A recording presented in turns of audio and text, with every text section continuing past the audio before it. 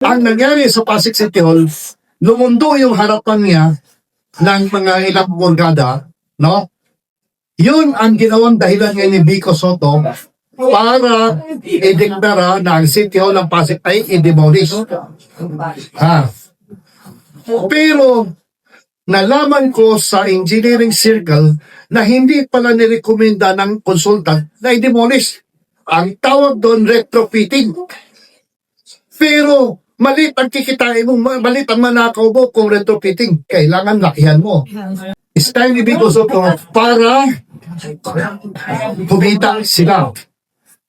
So, gumawa sila secretly, gumawa sila ng project na magtayo daw ng bagong City Hall ng Pasig na moderno daw. Kesyo, ano pa, high-tech daw lahat, no? Ha? Pero ang kinuha nila, Malaysian. Ha? Ha? At itong Malaysia na ito, kilala ko ba, MTD Philippines. Pero sa totoo, MTD Malaysia ito. No?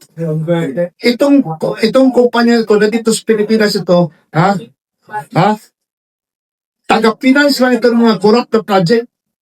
Hindi lang ito 100 project sa na finance ito. Ayaw ko. Pero alam ko marami na kasama yung Asian Gate. So balik tayo dito kay Vico Soto. Hindi kailangan i-demolish yung City Hall pero pinademolish sila. Ha? Pero meron akong pinagtatakan sa kanya. Pinademolish niya yung parking lot na bagong tayo ko lang, wala pang 8 taon. At sino nagpatayo nun? Siya rin nagpatayo nun. Bakit mo dinemolish? Kailangan nag-COA muna yan bago mo i-demolish. Pero sa sobrang kasikiban nila na demolish yung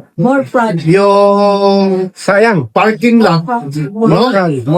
Na puro I-beam yun, no? Na dapat sa policy ng gobyerno, pag i-demolish yun, dapat ang contractor pa magbabayad sa gobyerno dahil marirecover na yung mga I-beam eh. Dahil wala pang 8 taon yung building eh. Kanila pa rin. No? At saka si Vico din ang ano nun. Kung nagpatayo ka nung 8 taon nakaliman, ba't mo ipa-demolish yun? Di ibig sabihin sinayang mo pera. At sa paano yung lifespan ng building? No. So ito ngayon, no? Pinademolish niya, samantala ang City Hall ng Pasig at saka yung parking lot, ang distansya doon higit 100 metro. Wow.